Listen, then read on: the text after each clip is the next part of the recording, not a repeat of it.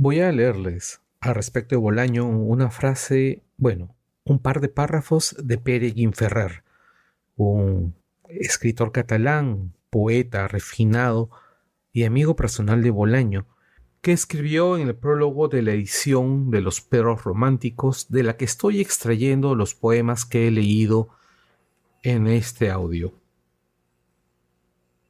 Y cito: buena parte de los textos de Bolaño, en prosa o en verso, parecen y son una broma, pero una broma refinada y compleja, de significación polivalente, que puede desvelar el envés de los hechos y dejarnos súbitamente sobrecogidos al mostrar, tras lo absurdo o tierno, el fracaso y la inmolación de una generación de jóvenes que quisieron hacer la revolución o el latir insurrecto de las pulsiones atávicas tras la rutina sórdida del existir, acorralado en las esquinas desde las que, día a día, el orden o el desorden íntimos impugnan, y es esto lo propio del poema, el orden o desorden exterior.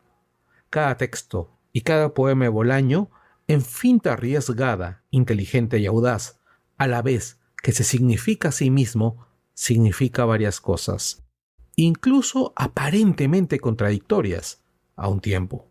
La ironía no es en él menor que el patetismo, y la frecuente economía expresiva de estos poemas no impide que admiremos en ellos también la capacidad de mantener el aliento, sin ceder en tensión poética, en las composiciones largas.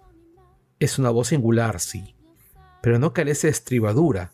Ya desde Laforge o Ducasse en la genealogía de la modernidad, y su capacidad de sorprender no vela su capacidad de conmover, ni, al provocar, olvida reflexionar en el espejo cóncavo convexo del poema, palabra que, reflejándose a sí misma, refleja al lector y al acto de leer. Modernidad, pues, en suma.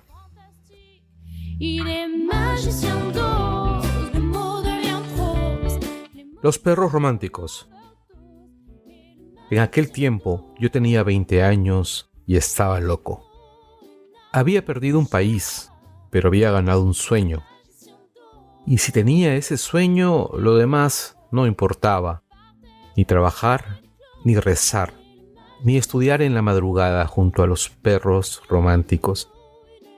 Y el sueño vivía en el vacío de mi espíritu, una habitación de madera en penumbras, en uno de los pulmones del trópico, y a veces me volvía dentro de mí y visitaba el sueño. Estatua eternizada en pensamientos líquidos, un gusano blanco retorciéndose en el amor, un amor desbocado, un sueño dentro de otro sueño, y la pesadilla me decía: crecerás. Dejarás atrás las imágenes del dolor y del laberinto y olvidarás. Pero en aquel tiempo, crecer hubiera sido un crimen. Estoy aquí, dije, con los perros románticos, y aquí me voy a quedar.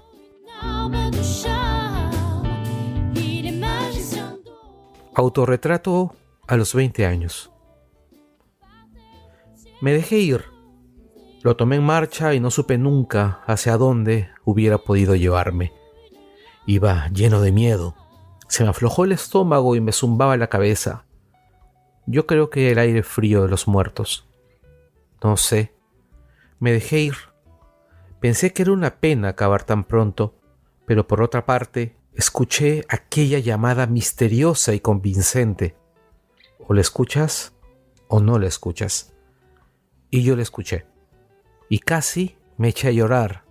Un sonido terrible, nacido en el aire y el mar, un escudo y una espada. Entonces, pese al miedo, me dejé ir. Puse mi mejilla junto a la mejilla de la muerte, y me fue imposible cerrar los ojos y no ver aquel espectáculo extraño, lento y extraño, aunque empotrado en una realidad velocísima. Miles de muchachos, como yo, lampiños o barbudos, pero latinoamericanos todos, juntando sus mejillas con la muerte.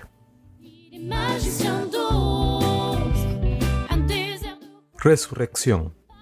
La poesía entra en el sueño como un buzo en un lago. La poesía, más valiente que nadie, entra y cae a plomo en un lago infinito como Loch Ness o turbio e infausto como el lago Balatón. Contempladla desde el fondo, un buzo inocente, envuelto en las plumas de la voluntad. La poesía entra en el sueño como un buzo muerto en el ojo de Dios. Ernesto Cardenal y yo. Iba caminando, sudado y con el pelo pegado en la cara, cuando vi a Ernesto Cardenal que venía en dirección contraria. Y a modo de saludo le dije: Padre, en el reino de los cielos, ¿qué es el comunismo? ¿Tienen un sitio los homosexuales? Sí, dijo él. Y los masturbadores, impenitentes, los esclavos del sexo, los bromistas del sexo, los sadomasoquistas, las putas, los fanáticos de los enemas, los que ya no pueden más, lo que de verdad ya no pueden más. Y Cardenal dijo sí, y yo levanté la vista y las nubes parecían sonrisas de gatos levemente rosadas, y los árboles que pespunteaban la colina que hemos de subir, agitaban las ramas, los árboles salvajes, como diciendo: algún día, más temprano que tarde, has de venir a mis brazos gomosos, a mis brazos sarmentosos, a mis brazos fríos, una frialdad vegetal que te erizará los pelos. El gusano. Demos gracias por nuestra pobreza, dijo el tipo vestido con harapos. Lo vi con este ojo. Vagaba por un pueblo de casas chatas, hechas de cemento y ladrillos, entre México y Estados Unidos. Demos gracias por nuestra violencia, dijo. Aunque sea estéril, como un fantasma, aunque a nada nos conduzca. Tampoco estos caminos conducen a ninguna parte. Lo vi con este ojo. Gesticulaba sobre un fondo rosado que se resistía al negro. Los atardeceres en la frontera, leídos y perdidos para siempre.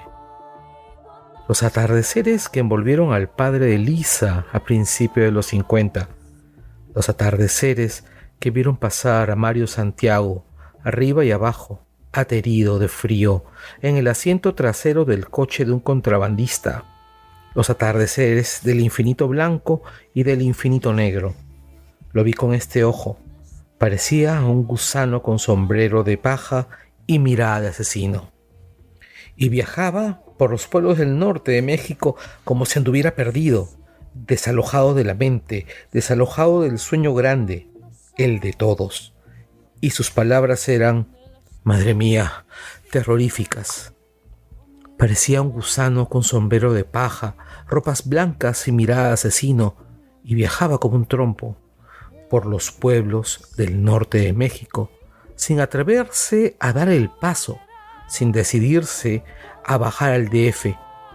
Lo vi con este ojo, ir y venir, entre vendedores ambulantes y borrachos, temido, con el verbo desbocado por calles de casas de adobe.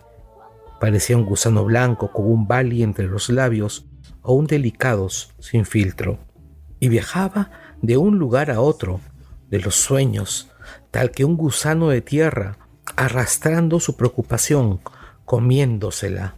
Un gusano blanco con sombrero de paja bajo el sol del norte de México, en las tierras regadas con sangre y palabras mendaces de la frontera, la puerta del cuerpo que vio Sam Peckinpah, la puerta de la mente desalojada, el puritito azote y el maldito gusano blanco allí estaba, con su sombrero de paja y su pitillo colgando del labio inferior, y tenía la misma mirada de asesino de siempre. Lo vi y le dije: tengo 3 bultos en la cabeza y la ciencia ya no puede hacer nada conmigo. Lo vi y le dije: sáquese de mi huella, su mamón. La poesía es más valiente que nadie, y las tierras regadas con sangre me la pelan. La mente desalojada apenas sí estremece mis sentidos de esas pesadillas Solo conservaré estas pobres casas, estas calles barridas por el viento y no su mirada asesino. Parecía un gusano blanco con su sombrero de paja y su pistola automática debajo de la camisa, y no paraba de hablar, solo o con cualquiera, acerca de un poblado que tenía por lo menos 2000 o 3000 años allá por el norte, cerca de la frontera con los Estados Unidos, un lugar que todavía existía, digamos 40 casas, 2 cantinas, una tienda de comestibles, un pueblo de vigilantes y asesinos como el mismo. Casas de adobe y patios encementados donde los ojos no se despegaban del horizonte, de ese horizonte color carne como la espalda de un moribundo. ¿Qué esperaban que apareciera por allí?, pregunté. El viento y el polvo, tal vez, un sueño mínimo, pero en el que empeñaban toda su obstinación, toda su voluntad. Parecía un gusano blanco con sombrero de paja y un delicados colgando el labio inferior. Parecía un chileno de 22 años sentado en el Café La Habana y observando a una muchacha rubia sentada en el fondo, en la mente desalojada. Parecían las caminatas a las altas horas de la noche en Mario Santiago, en la mente desalojada, en los espejos encantados, en el huracán del DF. Los dedos cortados renacían con velocidad sorprendente. Dedos cortados, quebrados, esparcidos en el aire del DF.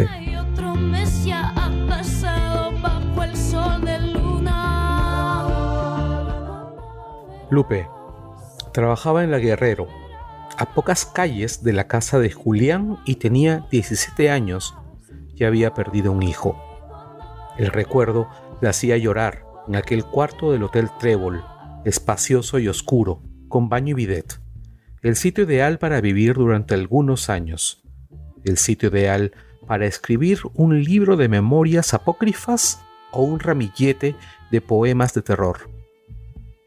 Lupe era delgada y tenía las piernas largas y manchadas como los leopardos. La primera vez ni siquiera tuvo una erección. Tampoco esperaba tener una erección. Lupe habló de su vida y de lo que para ella era la felicidad. Al cabo de una semana nos volvimos a ver. La encontré en una esquina junto a otras putitas adolescentes, apoyada en los guardabarros de un viejo Cadillac. Creo que nos alegramos de vernos. A partir de entonces, Lupe empezó a contarme cosas de su vida, a veces llorando, a veces cogiendo, casi siempre desnudos en la cama, mirando el cielo raso tomados de la mano. Su hijo nació enfermo y Lupe prometió a la Virgen que dejaría el oficio si su bebé se curaba. Mantuvo la promesa 1 mes o 2 y luego tuvo que volver. Poco después su hijo murió y Lupe decía que la culpa era suya por no cumplir con la Virgen. La Virgen se llevó al angelito por una promesa no sostenida. Yo no sabía qué decirle. Me gustaban los niños, seguro, pero aún faltaban muchos años para que supiera lo que era tener un hijo. Así que me quedaba callado y pensaba en lo extraño que resultaba el silencio en aquel hotel. O tenía las paredes muy gruesas, o éramos los únicos ocupantes. O los demás no abrían la boca ni para gemir. Era tan fácil manejar a Lupe y sentirte hombre y sentirte desgraciado.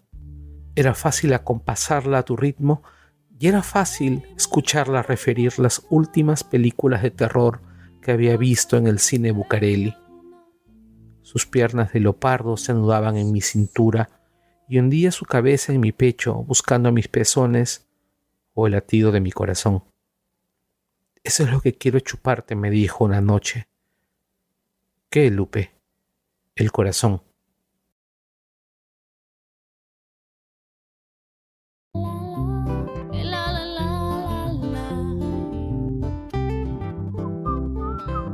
La francesa.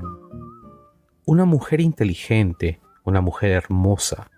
Conocía todas las variantes, todas las posibilidades. Lectora de los aforismos de Duchamp y de los relatos de Defoe. En general con un autocontrol envidiable, salvo cuando se deprimía y se emborrachaba. Algo que podía durar 2 o 3 días. Una sucesión de burdeos y valiums que te ponía la carne de gallina. Entonces solía contarte las historias que le sucedieron entre los 15 y los 18.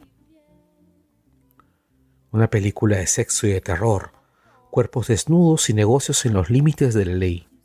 Una actriz vocacional y al mismo tiempo una chica con extraños rasgos de avaricia.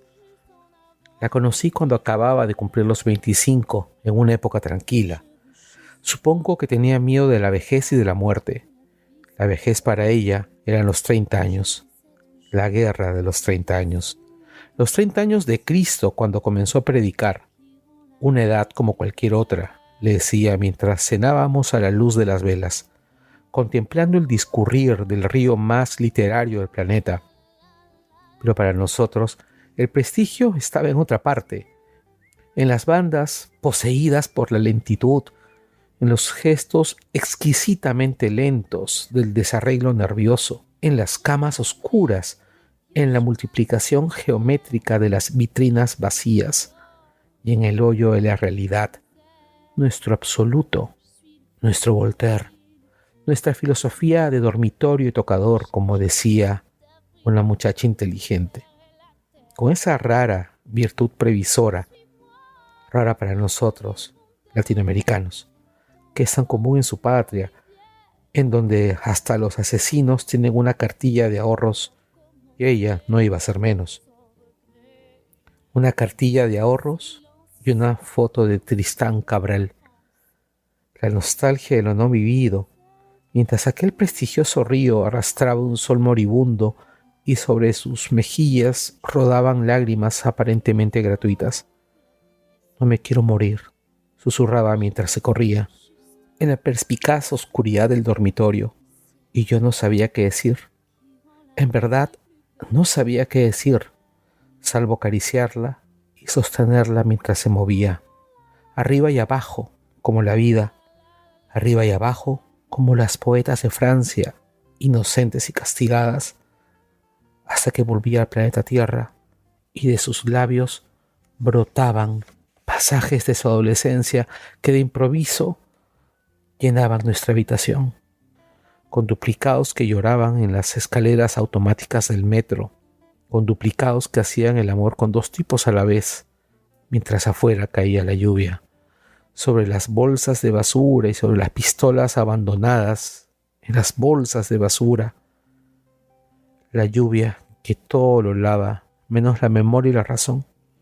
Vestidos, chaquetas de cuero, botas italianas, lencería para volverse loco, para volverla loca. Aparecían y desaparecían en nuestra habitación, fosforescente y pulsátil, y trazos rápidos de otras aventuras menos íntimas fulguraban en sus ojos heridos como luciérnagas. Un amor que no iba a durar mucho, pero que a la postre resultaría inolvidable.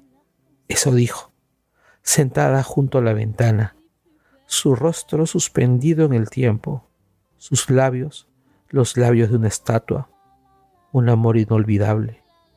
Bajo la lluvia, bajo ese cielo erizado de antenas en donde convivían los artesonados del siglo XVII con las cagadas de palomas del siglo XX, y en medio toda la inextinguible capacidad de provocar dolor, invicta a través de los años, invicta a través de los amores, inolvidables, eso dijo sí, un amor inolvidable y breve, como un huracán, no, un amor breve como el suspiro de una cabeza guillotinada, la cabeza de un rey o un conde bretón, breve como la belleza absoluta, la que contiene toda la grandeza y la miseria del mundo y que solo es visible para quienes aman.